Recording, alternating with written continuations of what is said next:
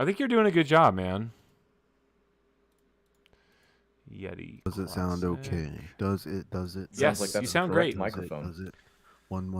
Sound great, man. I'm streaming. It's live, dude. We're live. What oh my the- gosh. Oh this my is gosh. like the easiest All right, hold thing on. ever, and no I one gotta really like figured it out. tweet a thing then. I gotta do this. Discord just decided to randomly toggle which one was the default and which one was not the default. Mine was kind of weird too. I don't know why, but I fixed it. We've all had weird Discord issues today, and it's everybody's fault. Oh, It's really shit. weird. They shouldn't have called it Discord. They should have called it Harmony. I'm telling you. Let's see. I gotta undress in front of the camera, and we're streaming. Sorry. I gotta tweet. girl. I gotta tweet this. Oh, hey, look, we're live. Oh my gosh. All right, let's see. Yeah. We're good.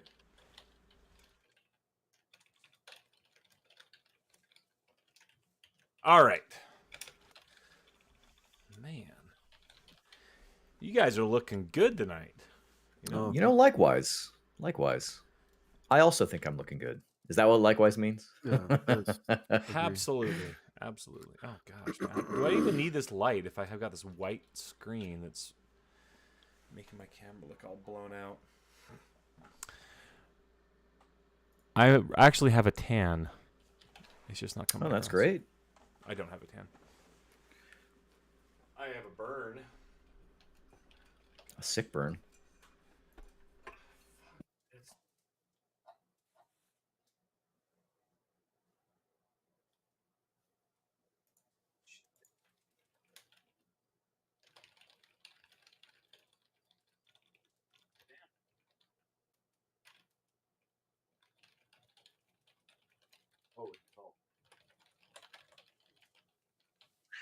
All right, we're fine. Did you have anything else with the outline, dude? Like I told you. Just a few in the speed run. I actually did not look at most of that. We do have an outline for this. I should probably look at that and add something. All right. Show 2.0. I've tweeted the info that I had. Sometimes you go to war with the info that you have. With the info that you have. It's true. All right. Oh yeah. Yakuza. I thought I had YouTube open. 3. Super don't. You already tweeted everything? I mean, I tweeted what I knew. All right, man. It's fine, I guess. I'm gonna like this video. I like it a lot already. Oh, what is that thing called? You posted on the Discord too, man? It does it itself now. Hey, my head's getting cut off in the online video. Let me. It hasn't posted yet. There. All right. Only I should be. Lara 6683 is posted. Oh, that's right. I found it on YouTube.com. Tens of viewers. Nobody's watching yet. It's okay. It's okay. I'm watching. Yeah, but no, it hasn't posted to the Discord yet. Oh yeah, I don't know. Which is fine. I mean, top whatever. of my head's still getting cut off. Let me fix this. I think I did it already, but I can't tell how far behind I am.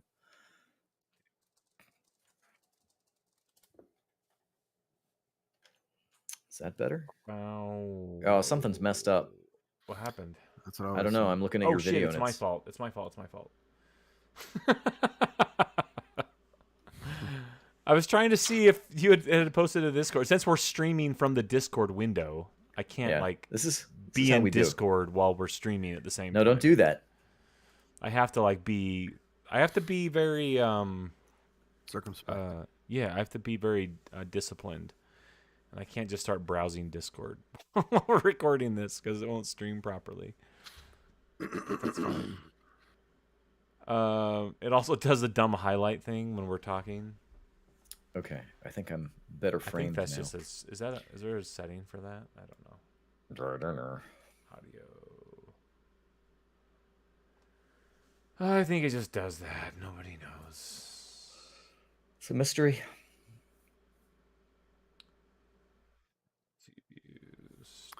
Oh, I need to make sure that there was a couple of things I saw in headlines a few days ago that I thought we should put on the list, but I'm not sure. I'm ruining it. I'm ruining it really quick. I saw one earlier today and I forgot about it already. That's how remarkable this stuff is. Attenuation. What is this? Lower the volume. Oh. This should not happen. Let's see. All right, whatever. It's fine, I guess. Back at it. Okay. Oh, Jeremy, did you see any of this stuff about the Reggie Fils-Aimé interview? I saw he had a book, but I didn't see an Yeah. interview. I think a lot of his crap came from the book, right? And he's been doing like a book tour, and so people Yeah, have I been think posting shit. it must be from this book stuff. But I thought it was an interview. Maybe not. I didn't read it too closely. But like, he's talking about like the lack of Mother 3 localization, and then like Talk about the GBA micro. yeah, GBA micro was like a failure from the word go. Like somebody, like Really? they were forced to do it, and nobody wanted to, but they had to do it anyways for some reason. I can't remember, but there was a lot Because of the little fans Nintendo demanded it, things. and they always do what the Here's fans the thing, is want. man, like I think I'm just gonna read that book. How about that? I'll just I'm wait gonna for the read YouTube his synopsis. his biography. I like reading books like that. You guys don't like reading books like that? No, I do. I've read all kinds of video game yeah. books. I Oh, read the one okay. about Rockstar. I read the one about Doom. I've read musical biographies before, like Led Zeppelin. Oh, I thought you meant like My Fair Lady or something, like Fiddler No. on the Roof. Oh yeah, I love that shit. Can't get enough. I read the Fiddler on the Roof script. It was great. Expose. Yeah. The cat on a hot tin roof really hates the fiddler on the roof. Yeah.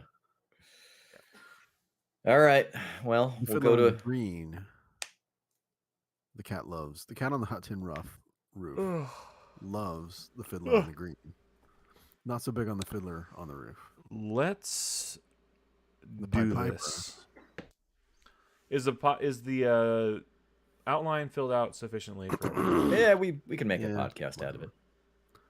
I mean, we're only doing this for 30 minutes anyway, so 30 round minutes. Straight up. Okay, let's clap then. I'm recording. I have been for right. a minute and 39 seconds. I have man, 4 minutes and 42 seconds of gold. I keep Figure- accidentally clicking on Steam when I should be clicking on Audacity. That's what happened. That's why your audio. Just turn Steam on. No, actually, don't touch it.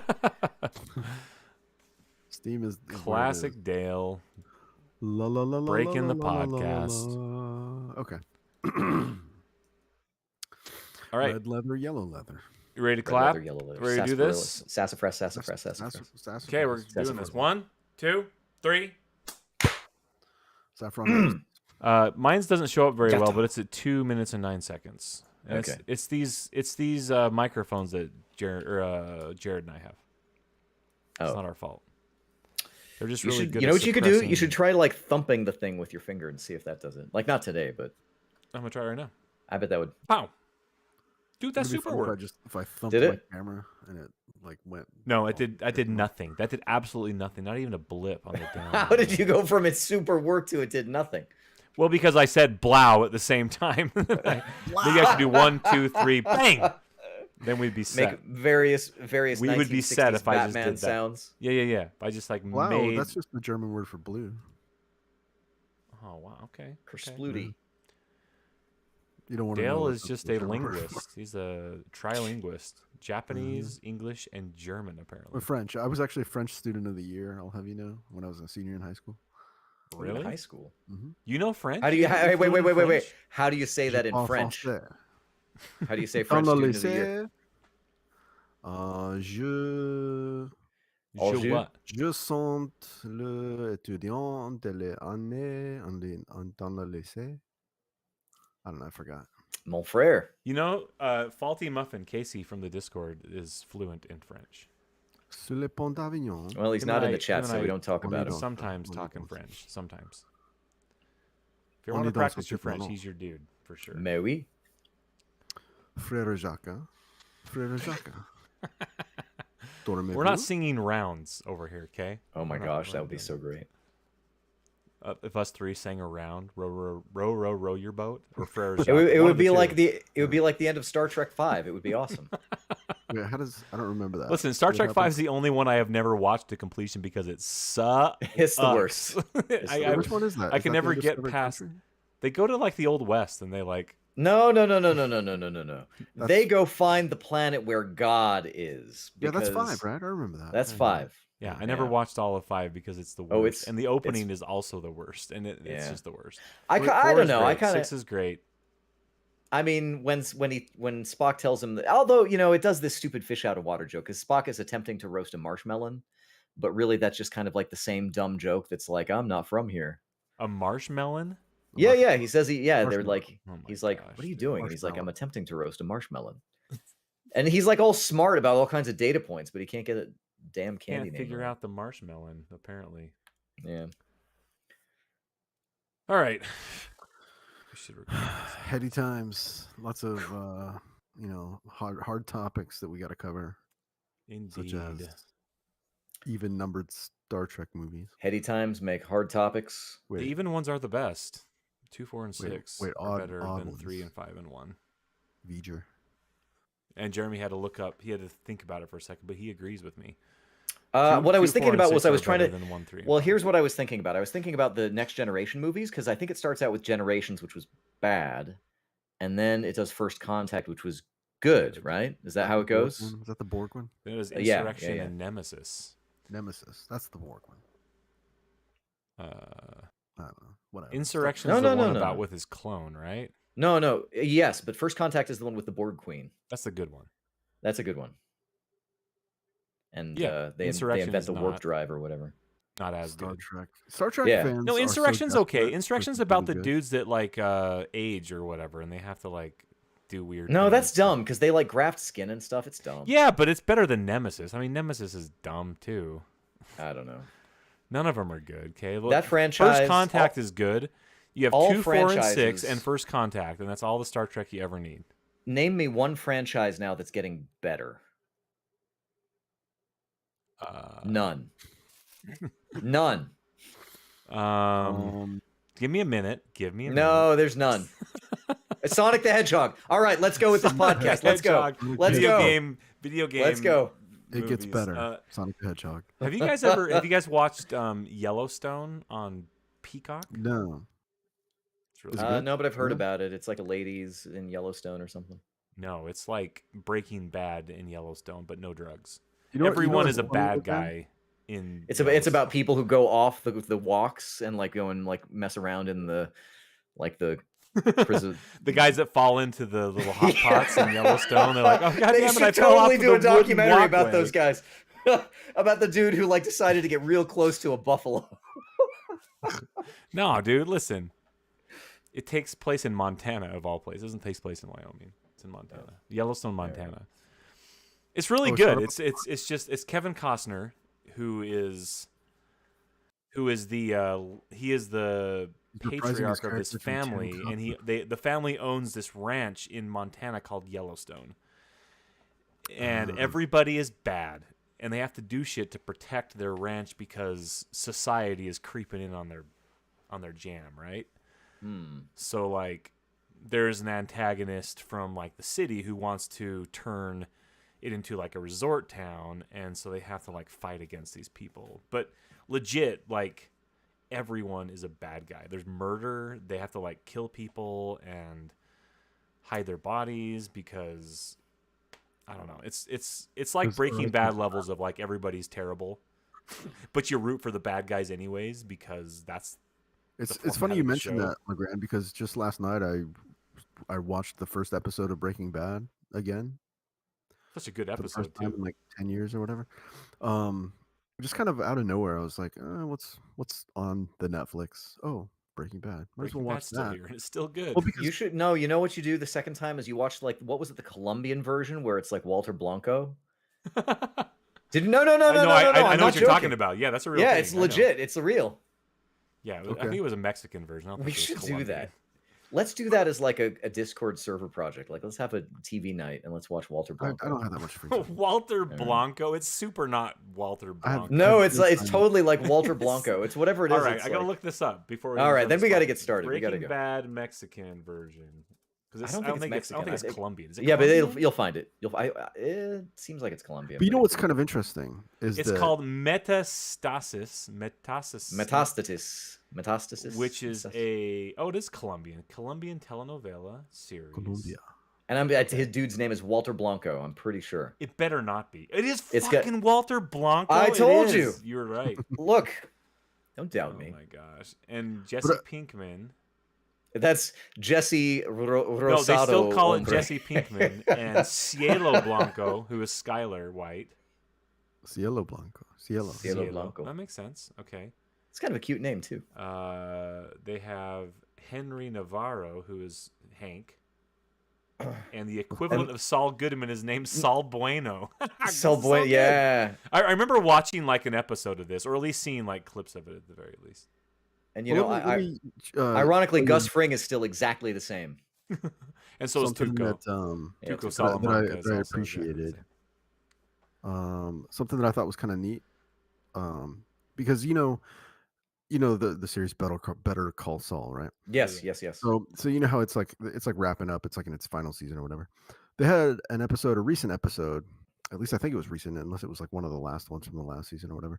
But so the character Hank, and his partner, Gomi, he calls him. I forget the character's real name or whatever. But there's in the first episode of Breaking Bad, he's recounting to a bunch of people this like bust that they did where they got like $700,000 of cash, right? Well, that bust actually happens in a recent episode of Better Call Saul, which I thought was a really cool little wraparound thing that like there's not really like a, because how would you hang a hat on that in a prequel show, right? Right. Like, there's no way that you're really going to signify that this comes up later, but in fact it does come up later. But there it is. Only later is 10 years in the past. It's weird. The best thing. Cool.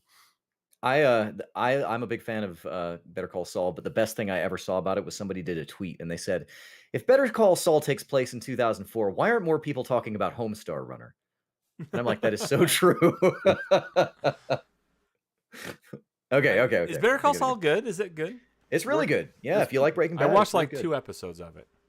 It's a different thing, and it's maybe like it's not based on like the like interplay of all the different dramas that come together, but what's the actress's name that plays Wexler Kim? She's like awesome. It's Rhea Seehorn. She's real good. She directed last week's episode. Did she? She's like the best thing about that show. She's like Kim she's real good.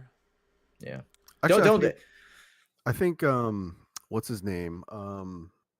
The guy who's playing Lalo Salamanca is really good also. I forget the actor's name. Tony Dalton. Yeah, Tony Dalton. Maybe I need to watch that. I don't know, man. It's good. We're trying to get through Yellowstone. We're on season 2 and there's 4. And the new season's coming out soonish.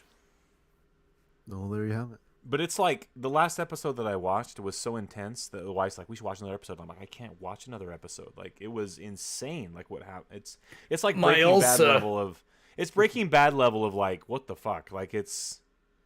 You know when like crazy shit happens in Breaking Bad, and you're like, oh my god, like, how did they even conceive this? Like, that's what happened in Yellowstone. It turned and it does such a good job of like trying to paint the picture of like these are good guys by like showing like. Hey, we're on the ranch and we're doing ranchy shit. Oh, and we're also murdering these dudes, and that's cool. Like it's crazy, man. It's and weird. all our enemies over at the Thousand Island are encroaching on our salad empire. Well, there's like a Native American reservation, and they're pissed off at the Yellowstone guys, and so they're stealing their freaking herds of cattle, and then the other guys are like killing them off and poisoning them. Like it gets crazy, man. It's really interesting. It's really good too. And Kevin Costner does Kevin Costner's a good actor. And what has he done lately? Well, he's done Yellowstone. I liked him in Field of Dreams. Yeah. What about Robin Hood or Prince of Thieves? Huh? Oh yeah, Prince of Thieves, his all-time best. That's right. Dude, I should super watch that with Morgan Freeman, dude, and Christian Slater. Like, what a great Alan show Rickman that was. And Alan, yeah, absolutely, yeah. Okay, that's such a good movie. I mean, it was good when I was 12. It's probably. Did you say Dave Chappelle as Little John, right? Yeah. Oh yeah, for Men in Tights. Oh man. Oh. Yeah. Okay, I was that was a Robin Hood. Yeah, that went over. Spoof movie. All right, you guys ready? We clapped a long time ago. We good? Real ready. 12 minutes of gold, Jerry. Oh my gosh, I got 14. Hello, everybody. Welcome back to the Game by Show podcast for May the 9th, 2022. It's true. My name is LeGrand Jolly. This evening, Jeremy Lamont. Hello, Jeremy. Hey, guys. How's everybody doing? Dale Jones. Hello, Dale. Greetings and salutations. Absent from the podcast, but not absent from our hearts, Jared Dunn. Hello, Jared. Somebody. Hi, Jared. Howdy, y'all. UO Outlands, y'all. Still good. All right. That's good. We got our fill. We got it. See you next week, Jared. All right, for our weather updates, it's cold as shit in Utah, man. It's Oregon cold too. here, right? Yeah, it's Right, yeah, it Jared? was real Jeremy? cold. Yeah, I went out for a walk and it became ill-advised after about 10 minutes. I was like, why am I doing this? Here's the thing: is like our work is having a wellness week, and so we've all broken out into teams, and we got to walk miles and log miles, and teams win. Just right? lie. So Just I straight up like lie. walked a lot today. That's what Walter Blanco would do. He would just like make it up. Hey, We weren't here for no. the YouTube pre-show. Wow, man. We Walter went Blanco places. would decir mentiras. Hey, no, I did something. So this last Saturday was Free Comic Book Day. Did anybody go out for Free Oh Comic Book Day? shit, Oh, man! no. I missed it. You missed it. You missed Free Comic Book Day. I got It's a okay. comic about Street Fighter because it's a video game. I got a comic about Avatar: The Last Airbender. 'Cause that's cool. Is it a new I- comic? Yeah, it's just like a little thing they did for Comic Book Day, I guess. I don't know. Aren't they like It's- 6 pages long? The free Yeah, they're comic not. books? They're not. Yeah, they're all not dumb. great. It's whatever. Like I get them and then I just like toss them somewhere. But I found out actually just now as I was making the outline for the show that there was a Clementine the Walking Dead comic, and Oh, my Really? darling. Yeah, Oh, that's my cool. darling. yeah, it is kind of cool. So, I'm a big fan anyway, of I the did- Walking Dead Telltale series. I played almost all of it except for like one episode. Michonne, right? Yeah, Michonne episode 3. One day. One day. I don't Still have in my the future. save anymore. What am I supposed to do? Start it over. Not that I remember the choices I made anyways. Well, doesn't matter. Doesn't matter. yeah. Also, I saw Doctor Strange. It's Oh yeah, I strange. did too. I heard that movie was like the multiverse of effed up madness. and too effed up for kids, and it shouldn't have been. as So effed up. here's the funny thing. So I Yeah. heard that first. So here's my trajectory was I heard that first, and I was like, oh no, like what kind of body horror stuff are they going to be doing? And I was like, maybe I shouldn't take my kids. They're 13 and 16. I They're was like, fine. maybe I shouldn't. Well, and I did, and I was like, oh, that's great. At the end of the movie, I was like, well, I guess the violence was, and like the person next to me was like, do you think the kids are going to be okay? Because they, and I'm like, what? I'm like, maybe I wasn't watching the same movie. Like, was it really that bad? And then I saw something today that people are like, well, this shouldn't be rated PG-13. It should be rated R.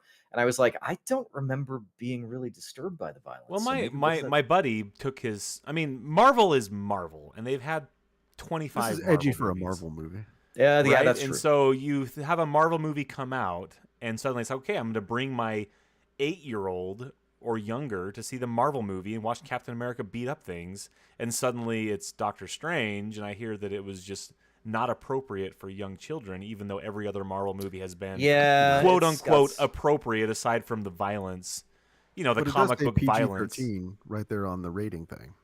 Does anybody Sure, look at even, those well, even anymore? for a 13-year-old. I mean, even You know then, what like, though? Here's the thing. For me, this movie was a 7 out of 10 on the multiverse and a 6 out of 10 on the madness. I was expecting more multiverse and more madness. Huh, that's disappointing. And I'm only half joking. Like I think Dale knows what I'm talking about. I'm never but I gonna was watch like, this movie. And maybe I'll watch it when it comes to Disney Plus. But It's I fine. don't care. I'm not It's gonna about a care. 6 out of 10. My You know what son I saw it, appreciated? It and was said only it was like fine. about 2 hours long. It wasn't like a 2.5 hour long thing. It was only about a solid 2 hours. Yeah, Hmm. it was good. Okay. I watched it in 3D because there was a show that was like You 5 did minutes. not. I totally did. 3D is back, baby. What? It It is never not back. left. It's here. I'll tell you what. The 3DS is back, boys. Nice. Still. Tell us back. more. Tell us more. Do you want to hear Wait, did I more fall about the into a 3DS? time Yeah. warp here? Is it 2010? What? Listen, year is man. this? I'm in a retro, and by retro I mean like 3-year-old retro game renaissance. It was a 3DS. Dude, how retro is your game? I So my I got my new 3DS, right, and I had to transfer I got the new 3DS Okay. Yeah. to replace I have the Zelda the Link Between Worlds 3DS that came out or whatever, the gold one, the original gold one, not the Majora's Mask one, not the new 3DS one. And I had to transfer. You have to 3DS is such a weird system in that your account for like your eShop account and your downloadable games is tied to the console itself. It's not necessarily tied to a login or whatever, right? Isn't And the so Switch like that too? I don't think so. Switch is tied to your No, Nintendo ID, I think right? the Switch is also tied to the console. There Is was it? like there's like three things because there's like the console. There's also my Nintendo, which is I think different from your Nintendo. It's different. Yeah. That's what I mean. Yeah. Is it's different. Like you log in with your Switch account, and that same account you log into like the eShop on the website, like on the internet, right? And with the eShop on the 3DS, you can't log in with that same login on the eShop on the Yeah. website. And so you can't have two 3DS consoles having access to the same eShop account on the 3DS at the same time. Meaning that when I got my new 3DS, I got the Galaxy, the purple one that's got like the space on the back or whatever. Ooh. And I bought it used. I bought it for $170, and it came with Oh, that's not bad.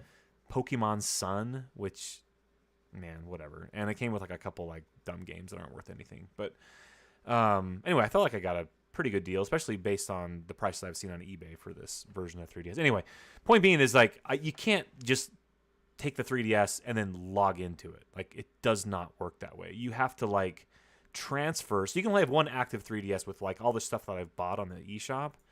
I had to like transfer all of that console to console from my Zelda 3DS to this new 3DS, and it took like 2.5 hours because it transfers like all of your games and it transfers all of your save data.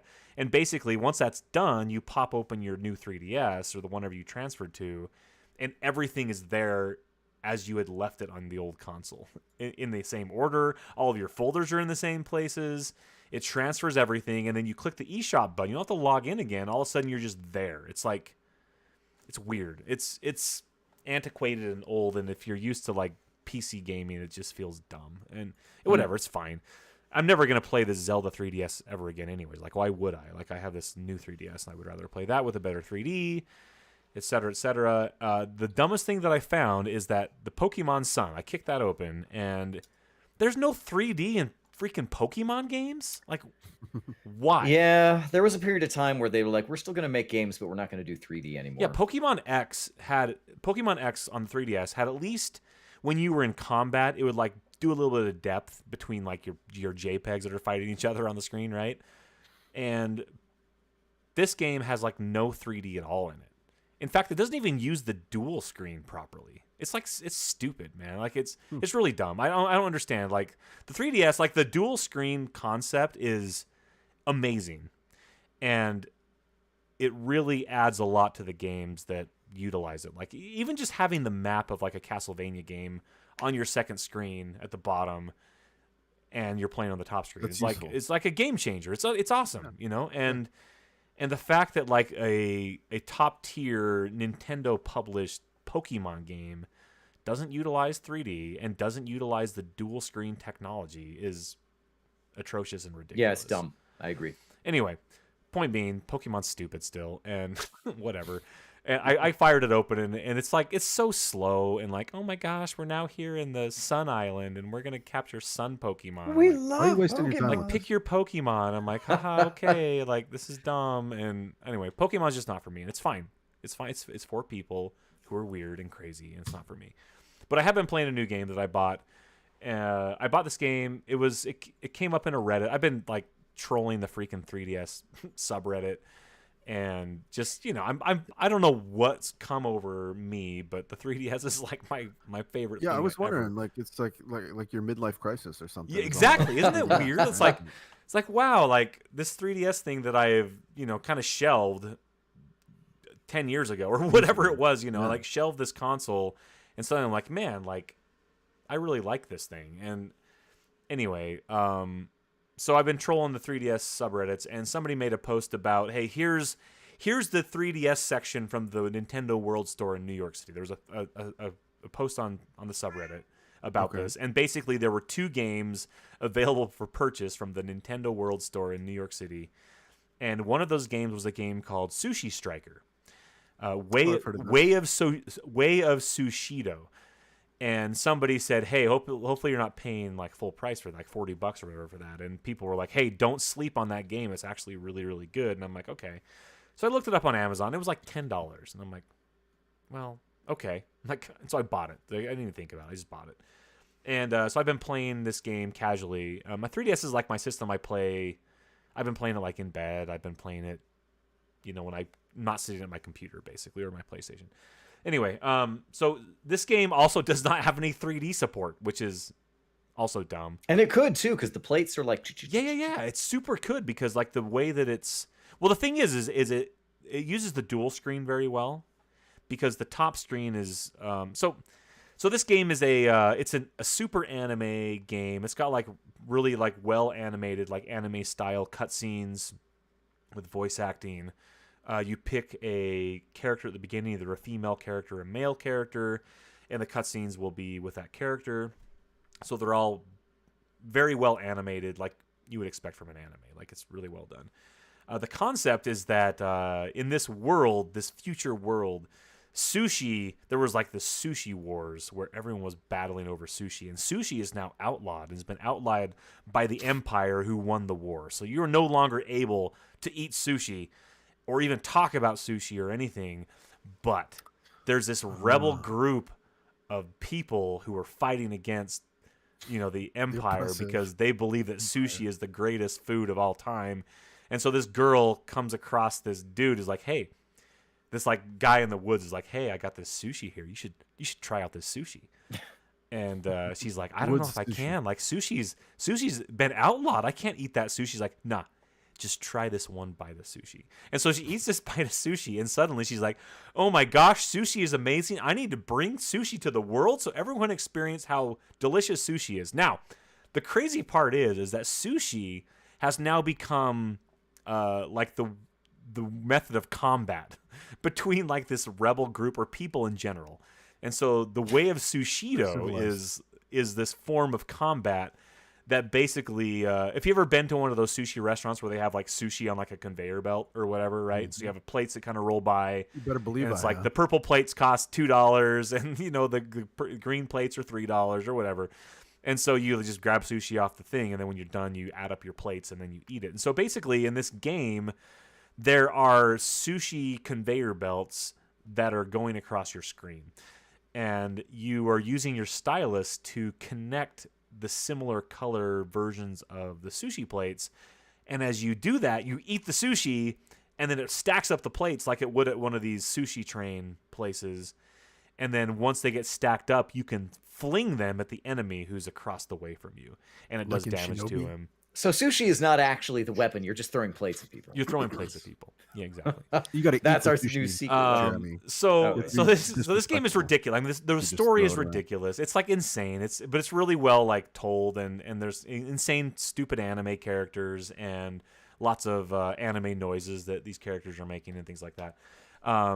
But the gameplay itself is actually a pretty cool like puzzle game. It's like on the theme of like a Meteos or one of these games where it's not really a puzzle game. It's like an active rhythm. It's you go like this and try and make it. Yeah, you're kind of like using your stylus. And so so picture that you have 3 little sushi trains going across your screen, and you have to use your stylus to link together colors, except for they have to be next to each other, right? And so as they kind of scroll across each other, you can keep them going. And so once you start a combo with linking these sushi plates together, you have 7 seconds to complete a combo, and then they all stack up in a thing, and then you can sling them at your opponent. Jeremy, have you played this before? Yeah, actually, I wasn't gonna say anything. We talked about this in 2019. I played the Switch version, but it's good. It's good. It is really good. We played it on Switch. Does it use a touchscreen on Switch as well, or is it just? Yeah, well, you can. I think the way you did it is you'd use the stick, like you'd actually use the control stick. I think it would probably be better. Way better with the stylus. You might be able to play it in touch mode, but I don't remember. It wouldn't be very good with a stylus. The stylus is the way because it moves so quickly, and you end up getting abilities, and like you'll level up. There's RPG elements, and you have these little avatars that kind of hang out with you that give you different abilities that you can then, like, ability that might make the sushi things like move faster. They're like sushi give you sprites extra or something. plates, or it might slow down things or allow you to heal yourself. You get or, more health, things yeah. like that. Yeah. And so you play through the game and you level up these little sushi Pokemon, basically, that you're finding and collecting all over the world, and you're playing through this story that's ridiculous.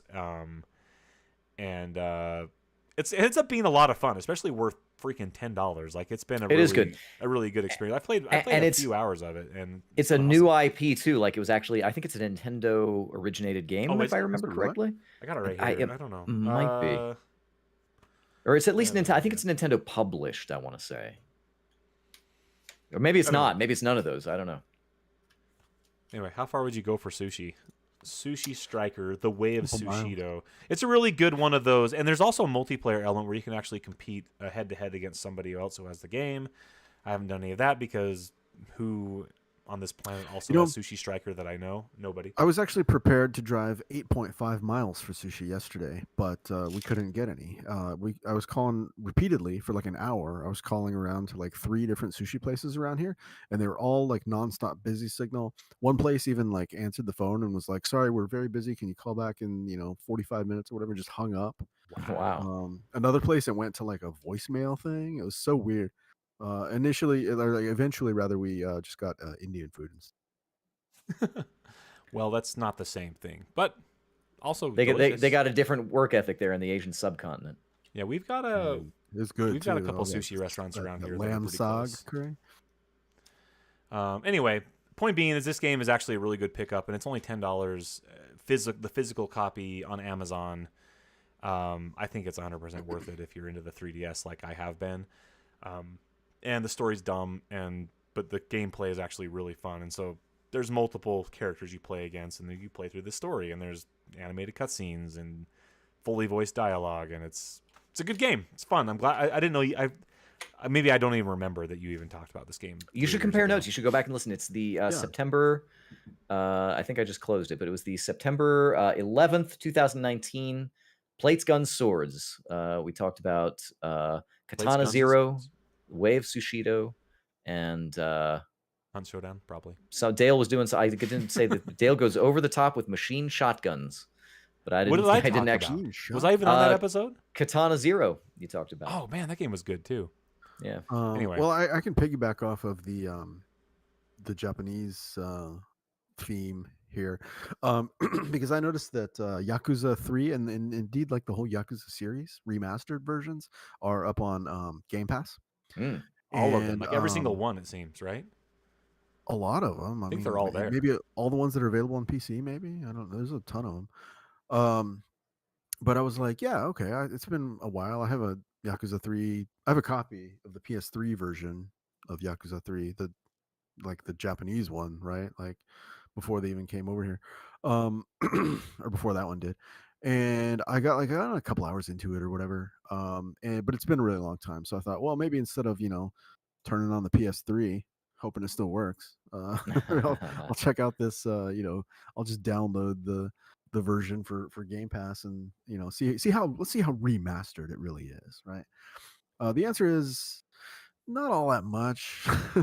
It did seem Smooth like some there was- textures. yeah, it seemed like maybe the textures, maybe a little bit of like better lighting in some scenes. So Yakuza 3, it begins with Kiryu is he's in like Okinawa or somewhere. I forget exactly where, if it says, but it's a very like beachside sort of location where he's moved with his like adoptive daughter, and like seems like he's basically opened like an orphanage, and he's like caring for a lot of children and stuff. But then tragedy strikes, and the head of the Tojo clan is like murdered by the former head of the Tojo clan, who was also the man that raised Kiryu from when he was a child, right? Wow. And so all this melodrama plays out, and then so Kiryu has to go back to Kamurocho and do some stuff. I didn't figure out what Probably he's some doing. mini games. Probably some run mini around games. the neighborhood, Karaoke box For a while. sort of, hostess club, punch people, some bad combat. Stop. Yeah, exactly. Yeah. Picking up bikes and throwing them at dudes. A lot of that sort of thing. But you know what? You know how like in fishing, there's like the one that got away, right? Some people even say there's that in like dating or whatever. But I'm specifically thinking of like the fishing reference where it's like, oh, one day I'm gonna go back and catch that big mouth Billy Bass or whatever. Um, and I started playing this game, yesterday. I was just like, yeah, I think I can just let it go. I don't think I need to. This is the I don't one that think you I need to go decided to. back. The one that I let go. Yeah, Yeah, the this, one. this is the one that I caught and released a couple of uh, times. Um, because it is, even though it is maybe visually remastered, it's still like a 2000. What was it? PS3. So it's probably like a 2006, it's like a game 2007 with an release. old soul. It very much is. I mean, it's an old body as well. It's like it's an old game. Um, but and it has a lot of because Sega at that time was like, do you guys remember what Japanese games were like right at the very beginning of the HD era? Yeah, they weren't good. They didn't they know w- what they were they doing. were mostly pretty janky, right? And yeah, this is definitely from that era. But more to the point, I just found myself like watching. This is like a Square Enix level, like a 30-minute cutscene, like MGS almost, like Oh no. cutscene fest, right? And Cool. these games are like that. They have a lot of like cutscene stuff, and But is the material interesting though? I mean, is it like you want to watch it for 30 minutes? that's the thing. It doesn't really reach that bar because nowadays I can go on to Prime Video or Netflix or HBO even, and I can find like actual like Japanese like Yakuza dramas and like ones that I wouldn't have to play a mini game every 20 minutes, and I could complete the story in 10 hours as opposed to 100 hours Yeah. for a Yakuza game, Yeah. right? And so all these thoughts are going through my head, and it's just kind of like, "Oh, I'm just gonna check out, the Seinfeld GIF, the playbill in my hand. Yeah, I'm out. And so that's the story on that one. I'm out. I think I'm just out of that series for now because, like I said, I can just go on to any Mm, streaming video and watch, like watching a Yakuza tale or yeah. even read a book or whatever. Um, and more, I'm getting to the point where like the games that I play, especially the video games that I play, I want the draw to be the gameplay, right? Because I mean, as many games as are out there that have cool and interesting stories, even stuff like Naughty Dog, right? That excel at that sort of thing. I just often find it's like it doesn't really reach the level of quality as maybe those media that's what they do is Right. storytelling. So anyway, um, I got sidetracked a little bit. I was on my way to the newreleases.com. You can see we're going to talk about here in a little bit Warhammer 40,000 Chaos Gate Demon Hunters. Ooh. That's a mouthful, but I was That's going a to play whole that bunch of game. yeah. And I am going to play Sounds that like a game Warhammer game for because sure. that's a game that's based on the Grey Knights as chapter Adeptus Astartes. These are the ones that fight demons specifically. They're super cool, and 6 months ago I painted like a whole army of Grey Knights to play on the tabletop. Oh, that's And so awesome. I've been waiting for this game to come out, and I'm definitely going to check it out. However, there was another bit of DLC that came out for my runner-up game of the year last year, which, if you'll recall, was another Warhammer 40K game, Battle Sector. In this DLC, it's a two-prong sort of patch, right? And one portion of it is free. That is the planetary supremacy mode, which I'll talk about in a little bit because that's cool. The paid section is they have added the Necrons race to the game. So Necrons are the like skeleton Terminator dudes that shoot green lasers and stuff. And they're vaguely themed off of like mummies and Egyptian sort of stuff as well. Um, the so I bought the DLC because I also have a Necrons army for the table, and I wanted to check out what they were like in game because I did really like this game. Like I said, it was my runner up for game of the year last year. And my first impression on loading after 5 or 6 months it's been, um, they seem to have done some really good like technical improvements because it doesn't have the slowdown and like choppiness that I remember. Um, and playing a couple of missions of the new planetary supremacy mode as the Necrons, they're actually really cool. And I just immediately I was like getting right back into the swing of things of playing this game, which is like, I mean, it's a turn-based strategy game, so it's like you click on a unit and you tell it where to move, and then you tell it what to shoot, or you tell it what special ability to use. It's all very basic stuff that you've done in a million games before, but um, there's just something about this one that just really gets me right there, and it's got a good feeling, and it seems better than before as far as technical stuff, like I was saying. So I'm really happy with that. And to have a third, technically it's a fourth faction to play in the game. But one of the factions that they had before, the Sisters of Battle, was kind of like a almost like an afterthought. They only had a couple of units, and they were sort of tacked on to the Space Marines stuff. But to have another full faction is really cool because they have a lot of different types of units, and they excel at different things as opposed to the Space Marines or the Tyranids that make up the other factions. Um, so the other thing, and the thing that's free, is this Planetary Supremacy DLC that they've added.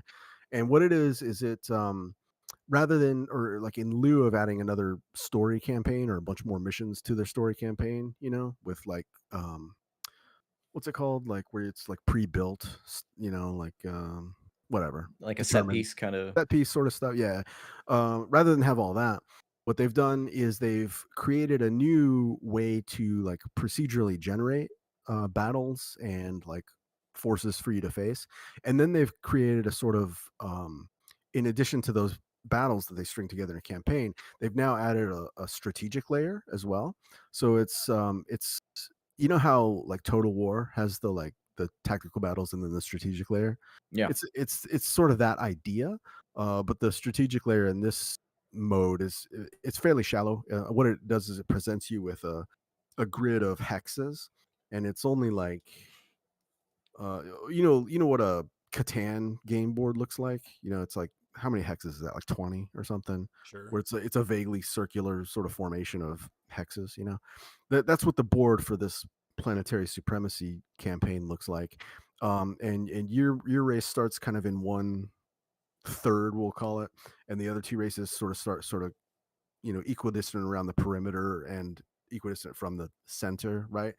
And however many hexes it is, like um each one represents like resources. So you start on one, and that's your base, right? And then if you want to move into the neighboring hex, you got to fight a battle to take it over. You win that battle, that hex becomes yours, and then whatever resources it's associated with is now there for your army to use. And that can be like increasing the maximum size of your army in like points value, or basically the maximum strength of your army, right? Or it can be something like another sort of passive buff, which I think the only one I've seen so far was like, I forget what it even does.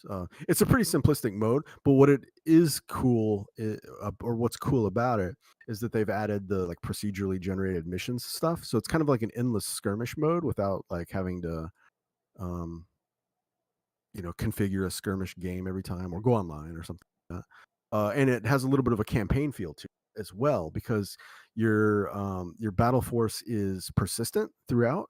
So like whatever units die in this battle are going to be gone for the next battle. You need to replenish them, right? So after every battle, you have a couple of just like action points, and you can use one of Mhm. the action points to as like requisition to To get new things. replenish your units or Yeah. whatever, and then you can use the other one to, I don't know, do another battle or whatever. Oh yeah, because then like once you run out of action points, it becomes the other force's turn, and then they have their turn on them or whatever. It's a pretty simplistic recreation of one of those like tactical strategic layer things, but I think it makes a really cool addition to the game. Uh, A, because it's free. B, because then it lets you take the Tyranids or the Necrons, which don't have their own dedicated single player campaign, and have a single player campaign it plays out um like a Civ game or whatever does, like how like plays as you go along, the game evolves until it reaches the end. Hmm. So that's pretty cool. uh Battle Nice. Sector is again the name of that game, and it seems to have come along pretty nicely over the last 6 months or so. Well, very nice. I What can was sort that of new one bounce that you off of. said that you were thinking Oh, about playing? It's the one on the new release list here, Chaos Gate Demon Hunters. Is that on Steam or is that on Game It Pass? is. It's on Steam. It's probably not on Game Pass yet because it's brand new, but it'll probably show up there later.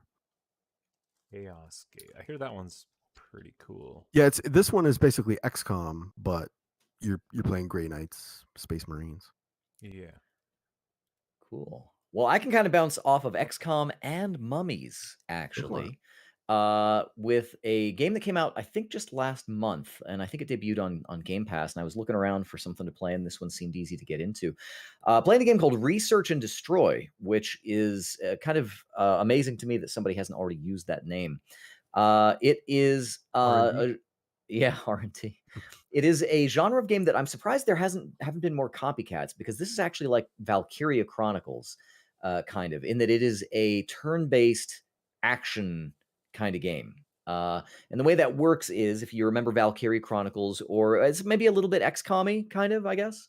You play as 3 super scientists who are the only remaining humans after the world is destroyed, not by bombs or guns or war or aliens or anything, but by the supernatural beings of man's imagination. So ghosts Oh my gosh. and zombies and mummies and things like that.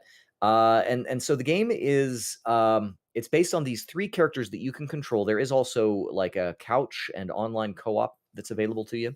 And everything is sort of like gun based, but it's kind of like wacky, weird, fun, Ratchet and Clank style weird guns. Up your Uh, arsenal. yeah, exactly, something like that. And you play as these 3 scientists, Larry and Gary and Marie, and they're kind of like they're a Mary? little bit Come on, it's right there. Larry, yeah. Gary, and Mary. Larry. Yeah, I know. I wondered about that. Maybe she's like too fancy. I don't know how it works. Yeah. But anyway, they're sort of like the Scooby Doo, crime fighting van gang. They've got a van that kind of flies around and stuff. Cool. And it's very like 1950s aesthetic, kind of. And the way that it works is there's a tactical mode, and then there's also a strategic mode, an overview No. map.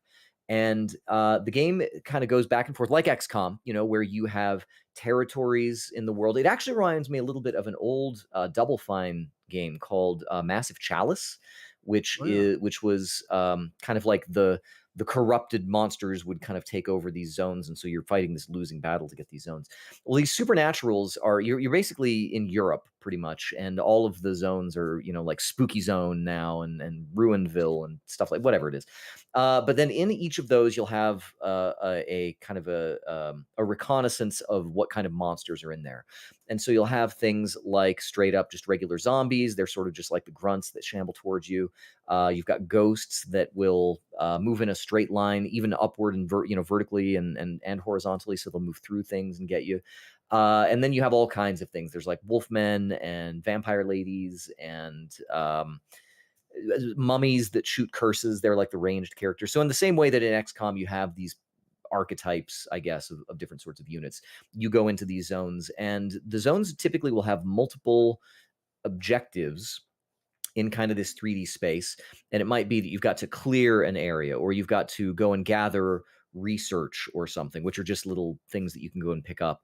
But everything is time based. So in your little 3D character interface, when you choose one of these 3 characters, and you basically just have 8 seconds, I think something like 8 seconds for each one, to move and to shoot. And whenever you hold down the left trigger and it kind of goes to iron sights or whatever, it starts counting the clock, or you have a certain cone of movement that you can go through, and the circle contracts until you kind of like locked in place, and then that's your turn. Like Valkyria Chronicles, that's kind of where that comes from. And then when you take a shot, you're taking a shot real time. Sometimes effects will happen and they're real time. So if there's fire and you walk into it, it will continue to burn you until you move out of it. But the enemies are sort of locked in place. So the idea is that you're kind of like a tactical board game or something. The movement is simultaneous or whatever, but you're taking turns to do it. The guns are really clever. They've got like multiple warhead grenade launchers and regular kind of sniper guns and things like that. But they've also got hot and cold plasma that'll do different things and leave little like fire zones that monsters will be damaged if they walk over. There's a research component too. After you finish one of these tactical missions, you then sort of return to the overworld map, where you have the opportunity to fortify one of these zones to build in defenses, so that if you get attacked, sort of like an XCOM, if your base gets attacked, then you actually go to the base and you've got defensive capabilities and stuff there, or you can reconnoiter new zones and find out what's in there. And the idea is that you're going to be pushing back these supernatural creatures. The game is pretty simple. It's only like a 2 GB game. It's definitely very indie, but it has a lot of personality to it. And like I said, I'm pretty impressed that nobody has really ripped off Valkyria Chronicles, like that real time. Yeah. I can't think of With the one anime characters. off the top of my head. Yeah, it's just not. It was really clever at the time, and I mean that's 10 years ago now too. I mean that's Or if not longer. or longer maybe. Yeah. Yeah, I think longer than Um, that. Yeah. Yeah, maybe there have been a few. In fact, they did Valkyrie Chronicles 4 just a few years ago, so it still exists in some form or fashion. I think there was a card battling game that they did for that franchise online at some point. But anyway, Research and Destroy is on Game Pass, and it kind of has something to it that these days, I mean, kind of like Dale, when I'm looking for something, I'm just kind of looking for me. What I'm looking for is something that's easy to get into and just something that kind of grabs me and sticks. And this kind of has a little bit of staying power. I mean, it's not too difficult. The other thing is that unlike Valkyria Chronicles, where the mission has pretty much preset parameters, in this, they'll usually have you traversing through a fairly large map. And as you go, bad guys are spawning all around you all the time. So it's not like you're doing a puzzle to, like, ooh, I got to take out this guy and then I got to take out that guy or whatever. It's like every turn, more guys are spawning in. And so you better make a really good balance between shooting and running, because usually you're trying to get somewhere. And part of it might be to clear the level, but generally you want to kind of remain mobile, because otherwise you're just going to be dealing with newly spawned monsters all the time. And I like the idea that it's not just, the thing about Valkyrie Chronicles is that it was very sort of grounded in kind of an alternate reality World War II kind of thing. So you're doing like guns and missile launchers and stuff. I like that in this, you're doing research for just like all kinds of wacky, crazy weapons that have alternate modes. You can research additional tech trees for them and kind of level them up. And the monsters have the kind of same general types. I mean, some of them are clever. There's one that's like the boogeyman, and he's like this little red demon guy, and he selects one of your characters to be that character's personal boogeyman, and only that character can see the enemy. And when you switch to a different person, you can't see the enemy unit anymore. So you have to use the guy who's been tagged, who cannot kill the boogeyman, because you shoot him and it just like doesn't do any damage. And then you kind of have to figure out and triangulate from somebody else visually where is that enemy right there. So they're actually the other thing that I really like about it is I just like that they've done a lot of like interesting, clever things, not just ripping off Valkyria Chronicles, but doing some actual fun, like different kinds of units, different kinds of weapons. The gameplay overall is pretty simple. Like there's not a lot of depth necessarily to the tactical, and there's not even a lot of depth to the strategic. But mostly what you're doing is it's like, here's your scenario. You got a bunch of ghosts and a zombie or whatever, and then go do it. And there is peril. I mean, the peril is in being overwhelmed. So you kind of are challenging yourself a little bit to get into these unknowable, like weird, just like an XCOM. You move ahead cautiously because you don't know what's out there. Right. The same thing kind of happens with this, except they just keep coming. So you, like I said, you want to kind of move it along. So it's just really clever. It's a fairly simple little game. It's not large to download, and I just kind of dig the fact that it is just this weird aesthetic, and the weapons are fun. And for me, that makes it. I think it's really good. So, Research and Destroy, which is currently on Xbox Game Pass, published by Spike Chunsoft, actually, which is kind of interesting. Good old Spike but Chunsoft. Big fan of those games. yeah, they've done just all kind of like a random smattering of things, but they've been around a while. But I would not have suggested, I would not have guessed that this would be the kind of game that they would do. But anyway, so check it out on Game Pass. Research and Destroy. If you want to play it on other, there's a demo. It's RAD for short, RAD, Research and Destroy. So you can play that on Steam, or the game is $20. But again, it does have both online and split screen couch co-op as well. So lots of opportunities there to have a good time. Research and Destroy. Cool. Sweet. All right. Well, we're going to get right into new releases, courtesy of tech-gaming.com. Salt and Sacrifice. This is on the list because this is the sequel to Salt and Sanctuary, which was a really cool 2D Souls-like game. And my son actually brought this to my attention. He's like, hey, have you seen this game because him and I both played Salt and Sanctuary together. So I think similar type of gameplay, etc. 2D Souls-like. Anyway, that's coming out. Trek to Yomi. I actually watched the Nexus 6 stream this on the Discord buddy of ours. And I watched him stream this a little bit the other day. This is a 2D side-scrolling samurai game with a really cool aesthetic. It's all kinda like neat. monochrome. Published by Devolver. Yeah, it's in black and white. Looks pretty cool. And supposedly, like, the samurai part of it is actually really It's kind of like Mark of the Ninja with some fluid, Yeah. It's also killing on and Game stuff. Pass, so check that out. Yeah, this was almost what I played this week, but I picked the other thing instead. Also, as Dale mentioned, Warhammer 40k Chaos Gate Demon Hunters. This is the XCOM-like Warhammer game that I believe Dale will probably talk to us about in the future. So that's also in a out this week or week. two, probably. We have a few.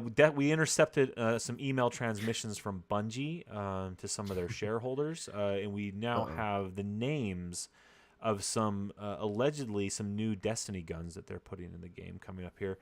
We have Rage Among the Stars. This is like a assault rifle, Fusion rifle, maybe. yeah. I think this is a fusion rifle that has like a special Special effect. A special effect. Also, Source of Madness.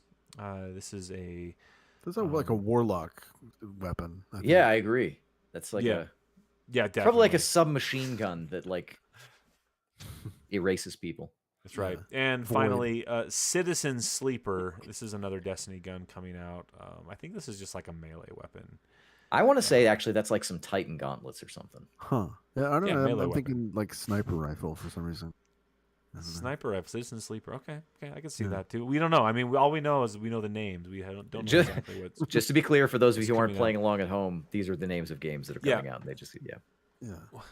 Excuse me. These are Destiny guns. That was that are I'm coming sorry, out. they are Destiny. Yeah, we have 2 intercepted guns. these very top secret email conversations between Bungie and shareholders. And That's Sony. true. They're talking You know, about the honestly same though, I gun. was just looking at the other games that came out. You know, Salt and Sacrifice actually could be a pretty good Destiny gun. Yeah, and not bad. Not so bad. could Trek to Yomi actually also. Yeah.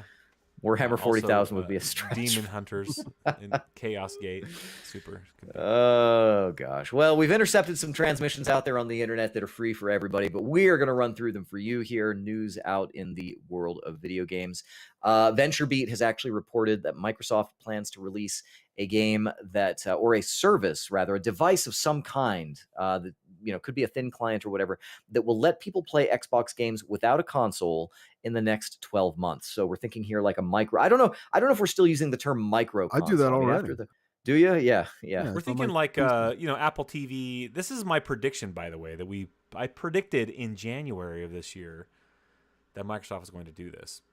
Some sort of like Roku-sized Apple TV, Amazon Stick, whatever device. But also as part of this story was like, you could see future smart TVs might just have Microsoft, xCloud built into them, which would be really cool. That, and I think I might have said something more like that, where it was like, so we'll see how this plays out. But Yeah. So they're working with global, as LeGrand said, they're working with global TV manufacturers to embed the Game Pass experience, and all you'll need to play is a controller. And they are also developing those standalone streaming devices if you have a strong internet connection, et cetera, et cetera. So look forward to that if you, like me, just cannot bring yourself to purchase an Xbox. Just on a side note, I was in a Walmart today, and I'll tell you the reason. I was in a Walmart looking to see if they had any random 3DS shit, like dumb reasons. I was in a Should have been there Walmart. 10 years ago for that. Yeah. Anyway, they had no 3DS stuff, but they did have Xbox Series S. So the smaller $300 versions were just in stock at Walmart. Right. Just so you know. So nice. if you are into xCloud, like that's or don't care Maybe about the way to go. 4K or 1080p is your jam, those are available now. So cool. All right. We reported last week that Blizzard was going to be announcing a new Warcraft game for mobile. We were just a little bit too early to be able to know what it was, but we now know it is Warcraft Arclight Rumble. And Tell me more. yeah, it's going to be fine. It's a sort tower of offense a game. tower. Oh, tower offense. Yeah, Oh, yeah. wow. Okay. It's Well. like Blizzard has certainly been offering a lot of Clash offense Royale. lately, but Clash Royale. Clash Royale. Kind of like that People kind like of that stuff. gameplay, yeah. but it's got like a single player story and campaign. That's cool. It's And there's going probably to be gonna be fine, PVE but and whatever. PvP. Yeah, it's like probably the icon for it is going to be like some dude screaming like while looking left with like an open big mouth or something like that. We're Ah, predicting the icons. Okay, yeah, cool, that's man. it. Yeah, That You yeah, sounds can good I to make can it a me. see call. that. It's So gonna be I fine. don't. It looks fine. It looks like a mobile ass mobile game. That's for damn sure. Yeah, it definitely does. What else would you expect? I guess. Yeah. Well, I don't know. I was thinking maybe like Warcraft 3, maybe or something on mobile. I don't know, like an RTS game. I don't know. Well, this is Uh, like a mobile RTS. Like it's you drop these units and you don't control them yeah, I know, directly, but they just march in a direction and fight, like in this rock paper scissors to see who wins. I guess that's cool. It's It's fine not and that cool. cool. It's fine. Like I don't know. It's gonna do fine, but whatever. Yeah, but that's probably true. It'll probably hang around for a while. We have announced previously that E3 is not happening in any way, shape, or form this year, but we have an announcement from the failure. Game Awards' own Jeff Keighley of the Keighley's Keighley. And this is going to happen. The Game Fest will happen Thursday, June 9th. So a month from today, as of this recording. And they are going to be doing some streaming of this on IMAX in theaters across the United States. And it will be hosted by Keighley. It's actually going to be an event. It's not necessarily just like go to Steam and there's demos there. I mean, there will be that, but this is actually going to be sort He's of done this for an like event 3 years event. now, right? Like this has been happening. I think so, but for some reason I somehow miss most of what's going on when he does this. I usually just go find the demos. Has it ever been like super organized? I don't know. Yeah, no, it's hard to Haven't say. they done like video game events at movie theaters before in the past? I swear they've done that before. Yes, I actually went and watched one once. Even what was Do you want to go that? to That this was like- together, Jeremy? I'd go to this with you. You want to maybe June 9th. Oh, I'll be out. I'll be out of the country. So maybe I'll see it on an airplane. I don't know. Yeah, right. Yeah. They're gonna stream it to American Airlines. Yeah, maybe something like that. That'd be cool. Like American that, Airlines streaming sucks, dude. Don't even try it. Probably Yeah. not. Yeah, so I'll probably be missing this one, unfortunately. But for those of you who are interested, it starts on June 9th. They even have a time. It's going to be 11 a.m. Pacific or 2 p.m. Eastern. Or if you're in Greenwich Mean Time, maybe some of our listeners are 6 p.m. What if you're in Mountain Greenwich Mean Time? What does that translate? I can't figure it out. The math is too difficult. It's noon, actually. It's the center of the clock, so we're right where we need to be. Sorry, Math Dale. is too darn hard. Yeah, it is. And that's it for some of the big news items. We do have a smaller item here that says that there has been a new lawsuit against Activision. I mentioned a little bit earlier, causing a lot of offense. But the new lawsuit states that the Activision CEO rushed through the Microsoft acquisition of that company in order to escape liability. So the idea is that you would launder the entire company by putting it under new management. $260 billion or whatever the hell it was. Yeah. Yeah. Is that what exactly. it was? How much was it? It was a lot. It was a lot. It was more money than I'll ever see. That's for sure. But there is this has actually been filed by the New York City Employees Retirement System and Pension Funds, which owns some Activision shares. It seems to me like it could just be like some grouchy old New York pensioners deciding that they just want to like throw a monkey wrench into things. Are we sports at our retirement home? $69 billion, I guess is what it is. Okay. Which is nice. It's Not very 240. nice. I was way off. No. But I, honestly, probably they're right. I guess we'll see how the court of law finds. But yeah, that's. Was this a lawsuit directly against Bobby Kotick? I think this is well. I mean, it mentions Kotick. I think it's alleging his activity, but I believe that it is against the company. But I think they're saying because they own the Activision shares. So. He's the CEO, right? So. Yeah, that's right. Well, At maybe least for other the shareholders for the time will being. jump The on buck this. stops Why are with they him. mad? Like, are they mad that? Well, Why I are they think. mad? I think the idea that that's so They're getting paid. That's what's happening with this buyout. Like, yeah, I don't really know. Actually, it doesn't really specifically say. They argue that the acquisition agreement reached what are by the Kotick. damages? That's the question. Right? Okay, here it is. It's because that they have seriously undervalued Activision as it represents a mere 1% premium over the company's share price prior to the lawsuit. So the idea is that this stuff needed to have been dealt with, and that it has harmed the purchase price. That they're in the middle of this turmoil as this transaction was I would happening. agree with that, I suppose. I mean, but I think that gaming stock in general during COVID has gone up regardless of what Blizzard did. Yeah. Blizzard is a small piece of Activision. when you think of the grand scheme of Activision. But That is true. That is true. whatever. And folks, that has been a small bit of our podcast, but we still have one last segment. We've got the news speed run. Start that music. Dun, dun, Fortnite, guys, is back on the iPhone. How courtesy can of this be? Xbox Cloud Gaming. Nice. So you can actually play this without even having an Xbox Live or Xbox Game Pass subscription. You can just play Fortnite on xCloud. That's how they Nice. get you into their ecosystem, apparently. Until Nice. how's Apple going to shut that one down? Huh? They can. It's all browser based. They removed the browser from the iPhone. That's it. Yep. Straight up. Interesting. Well, the Halo Infinite Season 2 Battle Pass looks like it is including some Microsoft Office Clippy. I guess, who is it that's doing this? It's not 343 that does this now? I'm Sure. trying to remember the name of the company. Treyarch, Anyway, I think. Clippy is now a little like right. charm that is available for your... We see you're trying to equip a needler. Yeah. Do you want some help with that?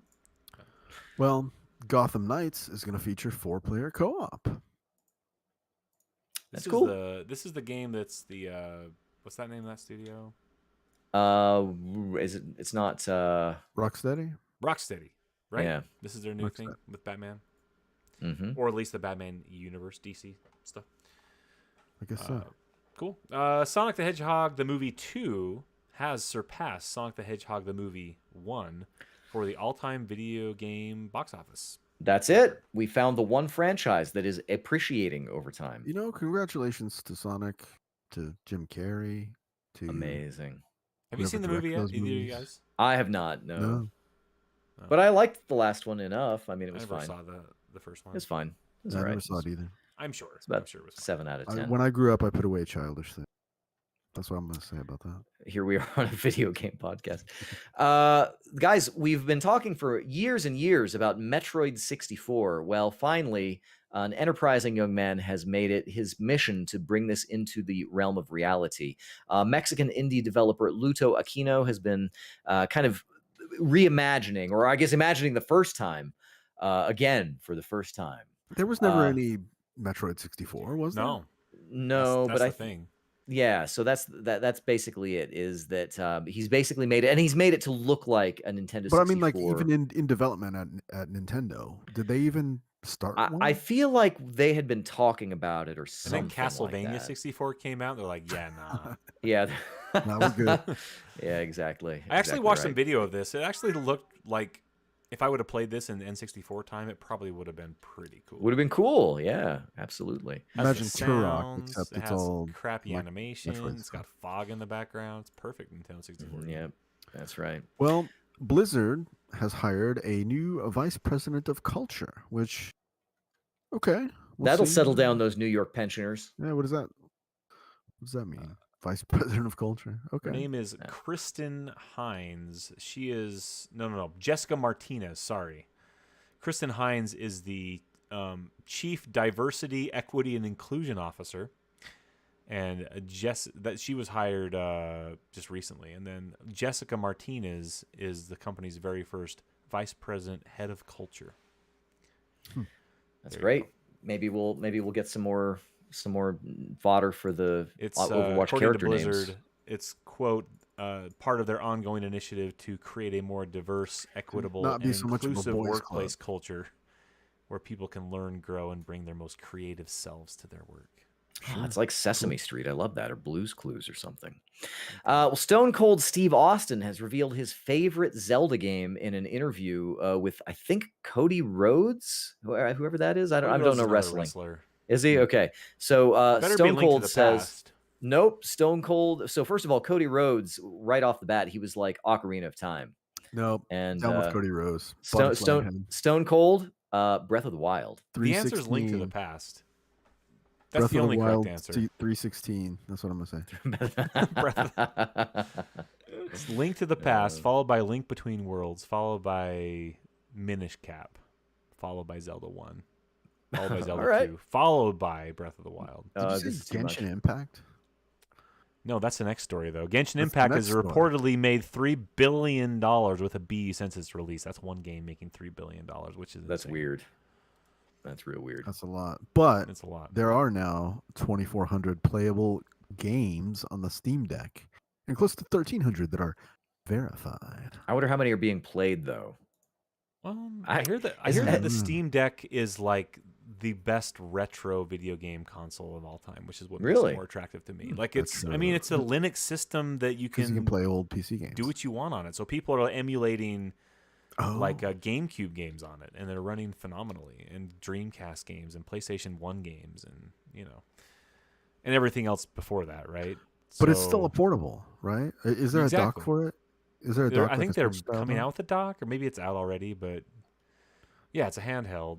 I don't like portable gaming. I don't care about gaming on a portable Bro, system. let me show you this 3DS I got too. It's pretty awesome, man.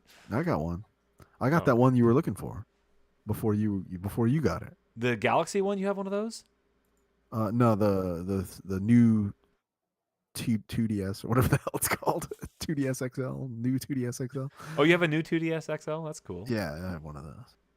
I wouldn't mind. You got one, right? You ended up getting one? I don't have a 2DS. I have a 3DS, new 3DS XL. Yeah, I got that one too. I got the 3DS, I got the 3DS XL, and I got the new 2DS XL. I even got the one that's wedge shaped. Which one That's is a that? 2DS. That's, That's a normal 2DS. I got all the DSs. Huh. You don't hate play those, any huh? of You hate Nintendo and fun.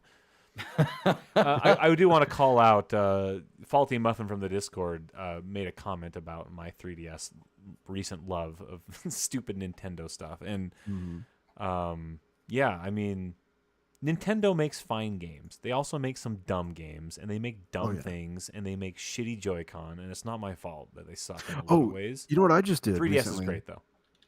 I printed off a shipping label so I can send my Joy-Con to Nintendo for. Oh my gosh, I got to do that still.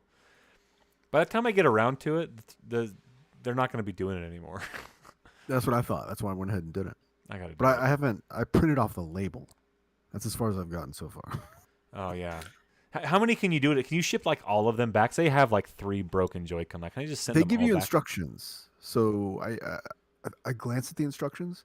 I don't remember what exactly they said, but they're there. So they'll answer your question. So Jeremy's done this, and you've gotten your 3DS, your Switch Joy-Con back from Nintendo. Yes, and it worked fine. I have another one that's Do failing they though. break again? I haven't had a problem. I mean, the thing is, I've got like 7 or 8 of them, and I can't really keep them straight. So 7 I or don't. 8 of them. Yeah. Well, because no, That's because the Joy-Con? thing You is, have to collect all the colors. no. regular. Actually, the thing was that there was a period of time where the watermelon pink and green ones were Yeah, I've like got super those. cheap. Yeah, the They were, Splatoon like, ones. No, I don't even think so. They were like No, they're pink just and green straight was up like. Splatoon. Yeah. I I've don't got- think I've these got are. those. I guess it could be. I Yeah. don't think so. But anyway, it they came were out like when Splatoon 2 came out though. they were like 15 or 20 bucks. What? No and way, the- dude. Yeah, and they were like you go search Yeah. it, search Nintendo Joy-Cons back nerds in would be going crazy for that. Not for Well, me. that's the thing, and I wanted to try and like offer them around. Like, can I get some different colors? So now I've got like 4 of the watermelon sets, and I don't really care for. I that color traded a anyway, dude but- because if you bought the 3DS or the Switch with the blue and red, but then you bought the blue and red Joy-Cons separately, they were actually alternating. opposite. So Yeah, I traded yeah. a dude my blue Joy-Con that came with my 3DS for his red. So I actually have 2 red, but the left one's broke anyways. So Nice. I mean, by broke I mean drifts like mad. Well, let's get this speed run speedy again because it is time for Summer Games Done Quick, probably next month sometime, and it is going to feature back-to-back Elden Ring runs because we've been talking for a while that people have been doing some weird stuff with that. So Elden Ring is making its debut at Summer Games I will Done watch. Quick. I will watch those. Why not? Nice. Gabe Newell Like 7 minutes apparently. long. Gabe Newell did not want zombies in Left 4 Dead. Yeah, I know. I was looking at that, and he was talking with Chet Falasek at the time, and he's like, "Yeah, zombies are kind of cheesy," but This article that we have here linked is on Kotaku, and Gabe Newell looks like God the Father. he yeah, he looks like the version from Star Trek V. Yeah, dude, Star Trek Captain 5 Star- budget God. Star Trek That's V what God. Gabe Newell looks like now. Yeah, he does. That's fine. Apparently, he was like, zombies are cheesy and overplayed, and why are we doing zombies? And he didn't want them. We should Yeah. do head crab zombies. Yeah. Yeah. Well, NVIDIA, the makers of fine graphics such as the 970, the 1080, and so on, has been fined $5.5 million for failing to mention that crypto miners were some of their biggest customers. Yeah, this was an SEC, I guess, fine. That is interesting. back Like from organized 2017. crypto miners, or like why would Oh, they yeah. care? Oh, Right. yeah, totally. Well, but probably because people would identify crypto mining as like speculative, and then that would then key off the speculation on the Nvidia stock as speculative, Yep. which would affect their stock price. Yeah. Yeah, Mhm. it says that Interesting. NVIDIA failed to disclose cryptocurrency mining was a significant element of its revenue growth during 2017. This is dating back to like Man, pre-2018 crash, and hid the fact that this growth did not come directly from its gaming GPU business, which is what they reported their Say they business do. as, Yeah. right? well, but technically it did. I mean, they sold gaming GPUs. Yeah, Well, but it was not for those if the reasons. SEC Does it matter decides who to they fine sold you, to? what are you gonna do? Nothing. Yeah, it says that NVIDIA may have been able to avoid this SEC fine by disclosing the potential impact from cryptocurrency mining on gaming GPU demand, but they did not. Womp womp. So anyway, Well, folks, we are going to report the significant impact of the end of this podcast because we have made it to the end of your Game Bytes show, and we want Somehow. to thank you for making it. Yeah, we did it. I want to thank you for coming all the way to the end with us. I want to thank my co-hosts. I want to thank Jared for not being here to make the podcast even longer. If you guys have any thoughts about how any did of the it go news so we talked- long today? We had a plan, you Jeremy. guys were just talking about everything. I don't know. I mean, we even were like half an hour beforehand talking about TV. We've been or trying whatever. for a half an hour for like I 6 know years. we have. We'll get there someday. We're gonna have to cut And- out all the talk about video games. Oh, yeah, that's right. If you have any thoughts that you want to share with us, you can find us on social media. We are at Game Bytes Show on Twitter. You can also reach out to us individually. I am at Jeremy_Lamont. I'm on Twitter at Legrand. And I am at Count Elmdor. Fourth man, Jared Red Eye Dunn, is at RED_I. You can also find us at youtube.com/Game Bytes Show, where we do this show live once a Right week. now. Right now. At this moment, we're doing it. We're doing it right now. We even sometimes do ones that get recorded but don't actually get published. The special episodes. Like, I still have that. Like, it might show up at some point, but you don't know. Who knows? You That's never right. know. It's our ace in the hole. Show up here when you can. Right. Subscribe, hit the alarm bell, come here when we're doing the thing. Be part of the action. You can also find us over at GameBytesShow.com. You can find there a back catalog of all of our syndicated podcasts, a link to our Discord server, which is open invite. You can come and hang out with us in real life. Real Discord life. Oh, yeah. Discord life. It's pretty it. fun over there. We are fun. We're fun guys. We're good to know. Want to post your And- Wordle squares? We got a channel for Oh, we that. got a thing for that? Yeah, Yeah, sure we got do. a hole for that. We just added a Warhammer thing, so I know you Warhammer got a nerds quarantine can come for and hang that? out. Yep. Yeah, we do. We want to keep that. We got a keep that quarantine for contained. Hunt Showdown. Yeah, that's true. Yep. That's true.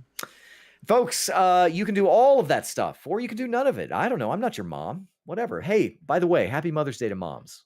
That's right. And yeah, Happy treat Mother's you- Day. as Mr. T said, treat your mother right. To all those moms being forced to listen to this on the car audio, happy Mother's Day. We salute you, mom. Especially Legrand's mom. Oh, man. Oh, I'm just she's kidding. Great. She is great. Guys, that's going to do it for this episode of your Game Bytes Show podcast. Thank you so much for joining us, and we will see you next time. See ya. For those about to mom, we salute. Nice. Oh. Very good, gentlemen. Oh, Well done. oh. Save this one. Bow. Dale, you been looking at that yen? You got a yen for some yen? Yeah, I saw yesterday it was up there's to like 130, but there's just not really anything anymore that I need to, unless I wanted to like stock up on like delicious drinks from the convenience stores or something. We'll like travel over there or like What's going Oh on? no, we did actually just buy plane tickets, but like I didn't buy them. My wife bought No. them. I think they're through. well, if you're through like an Hey. American airline, then you don't get the benefit. No, I'm pretty sure she bought them through A&A. So You guys want to maybe go we on a did save money. cruise I don't know. this year? You know, here's the only problem with cruises. When you live in the mountains, you have to buy a plane ticket to get to the water, and it like blows the whole economy out of No, you proportion. don't. You drive to California. That's not any cheaper. Have you seen gas prices these days? Yeah, I know. You fly to I gotta- California. I A flight gotta to drive. California is 100 and...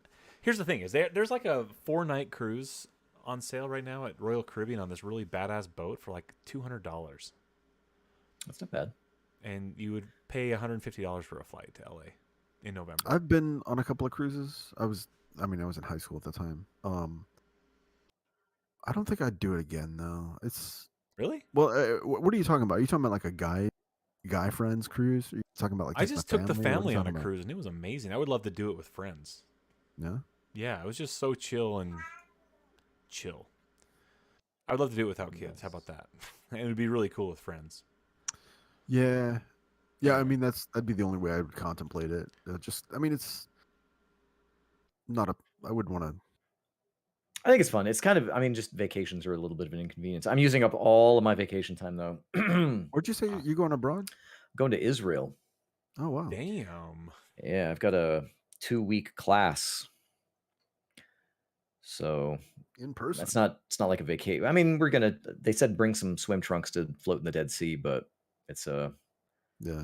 I would not want to class. float in the Dead Sea. Float in the Dead As much Sea. as I'd read some want to float in the scrolls while Great you're there. Salt Lake. How about that? I could practice here, right? I did get some advice though. They said don't go with any like razor burn or anything Oh like my that. gosh, dude. You know, Yeah. I guess if you're there, you might as well, right? Right. Like Yep. that's the type of thing that you do just Yeah, because. when else are you going gonna to get a chance to float in the Dead Sea? Yeah, exactly. Right. I mean, maybe I'll meet some of the dead. I don't know. I hear they're cool. So, how do you guys like this sea?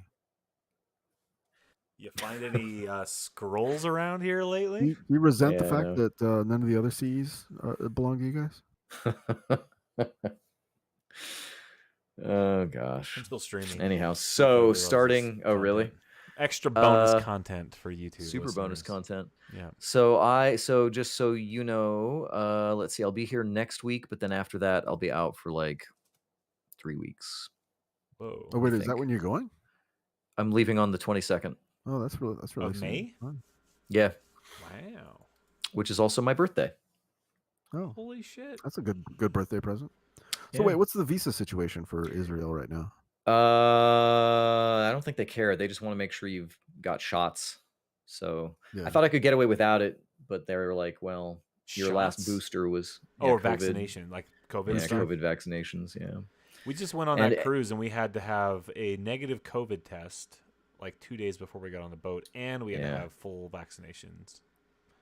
So I had a booster, but they're like, oh, it was more than however many months ago. So you there's gotta get actually you more. can't do it too late and you can't do it too soon. Like if I got my shot now, it would actually be too late, and I'd have to sneak into the country. And let me tell you something about Israel: they don't like people sneaking in. Yeah, I wouldn't Hmm. take a chance with Israel. You know, maybe like, Gonna end up on Belgium, maybe. some Mossad hit list. The Netherlands is uh, probably okay to sneak into. Yeah, the Netherlands. I don't know. You know, Liechtenstein, maybe. Yeah, don't sneak um, into Israel or yeah. Iran or anywhere over there. that Yeah. direction. I hear Ukraine is nice. Probably not bad. Probably not You bad. could probably get in pretty easily. Yeah. They want you to come over there right now. Yeah, you just For gotta agree to reasons. take a rifle and shoot a Russian. That's right. Are we still streaming? Sure are. I mean, we're Oh. talking real here. I didn't say anything. I just said, happy to be here. Don't go to the Middle East. How about that? You know, Yeah. I don't know if I would enjoy a trip to Israel or not. Probably not. I'd rather go to like Egypt or I've talked to somewhere. so many people and they're like, oh, that's on my bucket list. Why? People are like, oh, they want to go to Israel. What's in Israel? I mean, I understand like Jerusalem and whatever, like Yeah. The Holy Christian Land. stuff. There's tons of historical stuff. Yeah. Yeah, I I mean, just if not don't. for the internecine conflict. I just think that on it'd be pretty on nice, the right? list of historical places I would like to go, Jerusalem and Israel in general would not be on that list, or at least it wouldn't be high up on the list. How about that? I could sort of take it or leave it, but the opportunity was real good. So, Yeah. Take it. Take it, I guess. yeah. Go. So I feel a little guilty that I'm not like, so exciting. I mean, it'll be fine. It'll be good.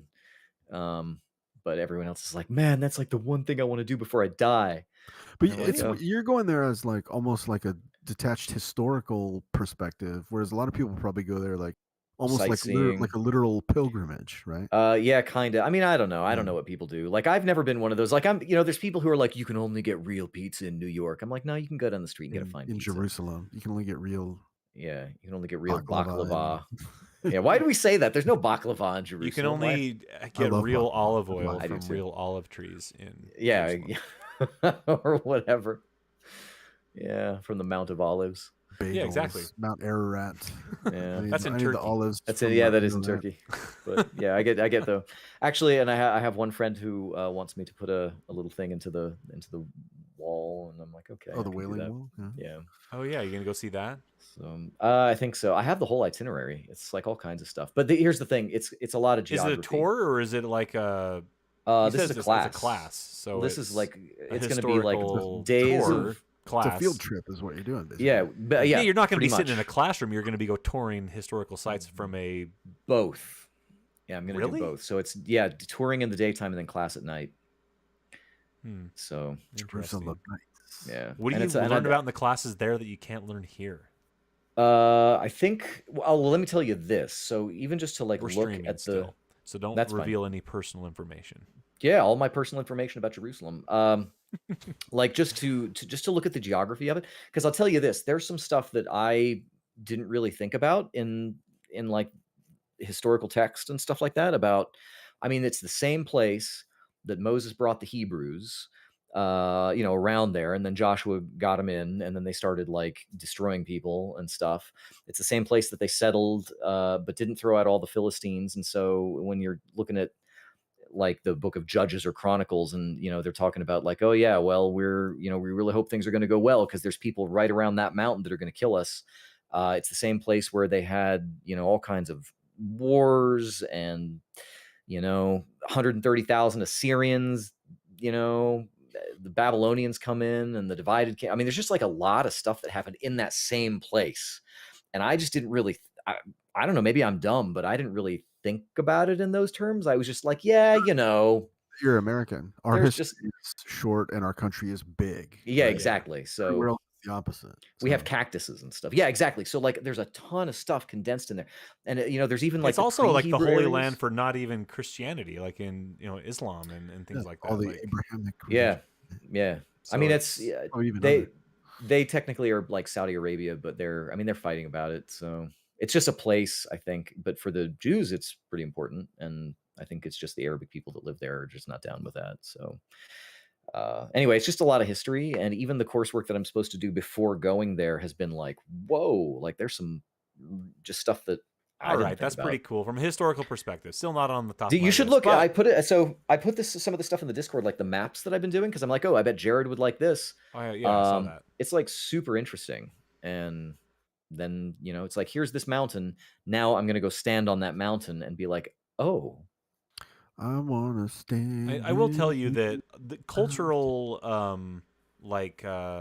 sightseeing is more interesting to me sometimes than like tourist destinations. oh, absolutely, Yeah. absolutely. I mean, when I went to Europe, like being in the cultural center of Madrid, which is not a very touristy town or city, Yeah. was a lot. It was just as cool as going to Paris and seeing the sights. You know what The I mean? stuff in Paris, yeah. I dig that. absolutely. I dig that type of stuff. So I think that as long as it was not oppressively hot and or just terrible to be at, I think it'd be really cool to kind of see. all this Yeah, stuff. I I'll be agree there with you. It would I'll be be there cool. in June. And then the other thing of it is, I'm not just going there. I'm actually supposed to bring it back and teach it. So that's the other thing, is to do my best to, for everybody who's like, oh man, that would be so cool, like to actually bring it back to them in as material a way as I possibly can. So, yep. All right, man. So That 2 sounds weeks and I'll be, exciting. yep, that's right. I'm going to Anaheim to Star Wars Celebration in a few weeks. Oh, that's cool. I went to with some friends when I was a junior in high school. We went to the very first Star Wars Celebration. Oh yeah, that's cool. Yeah, it was in Colorado. It was our first like no families, no pair, like bros road trip, and it was pretty fun. Like driving over the Rocky Mountains in like the middle of a snowstorm where it was actually more visible to turn off the headlights. And then like Cool. truckers like zooming by us, you know, Oh at a my gosh. 30% grade downhill, and I'm we're flying, just like, and it's for work. So yeah. I'm only going for the event's 4 days. I'm going to be there for 2 of the days, and I'm going for setup. And I mean, we're working it obviously. We're running everything, so I'm running the like if you want to go see the latest panels with like George Lucas or whatever, like we're doing a lottery for attendees to see who gets to actually go and sit in those rooms and see those people. So that's that's cool. what I'm running personally. It's launching on Wednesday, but that's been my anxiety and stress is making sure that Disney's happy with the shit I'm building for them. Yeah. So, but yeah. Well, fun. That's what I'm doing. I don't know. We did to go see cool. some Mayan when I was in Mexico, just barely. We went and saw some Mayan temples, which was pretty cool. Oh, wow. I've never seen... Oh, no. Mayans are all on the Yucatan. Yeah, we were down there in That's right. Cozumel and Costa Maya is the Tulum. name of this city. And here's the thing about and cruises are crazy because we were on a cruise. We took the whole family, and the kids just kind of ran wild, right? They just kind of you let them go, and it's like, where are they gonna go? They're on a damn boat in the middle of the ocean, like whatever. And so like legit, like I didn't see my son like the entire day. I'm like, I don't care what you do, just be here for dinner at 8:00 at the dinner place. And man, that's like. And he like my made childhood. friends with like all these kids on the boat, and they just hung out all day. It was crazy. It was really cool for the kids, I think. But when we got to like these ports where you get off the boat and you go and see whatever, like we were in Mexico, and we like got on this bus and drove through the tourist trap. And once we got out to like the Mexican countryside, I'm like, this is badass. But we didn't really get to spend time there, and so it's like Forza Horizon out here. Yeah, but we went and saw like these Mayan ruins. It was really cool, and like a natural like freshwater lagoon that's in Mexico, which are fairly rare. Anyway, it was awesome. Like I love learning about like that historical stuff. Really it's way better to do that than to go to it.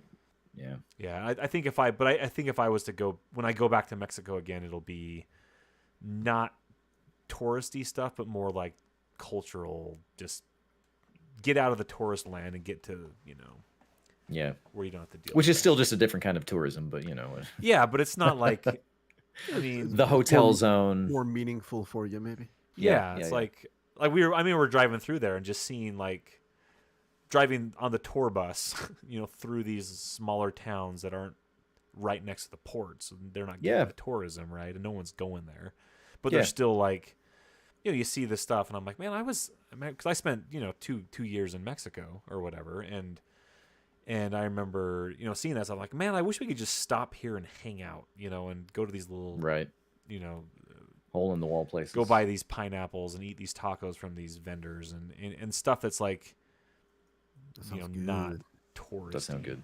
Tourist trap. Because the thing is about those places is that Mexico is like a cheap place to go and live and a cheap place to buy things. But in the tourist land next to the port, it's all cost the same as it would in the U.S. You just pay pesos for it. Or more. And it's really done. Like we paid $10 for a bottle of sunscreen. I'm like, there's no way in hell. Like... So that's the stuff that I did not like about the cruise. Like the stuff that we saw was really cool, but like being in tourist land was not as cool. Yeah.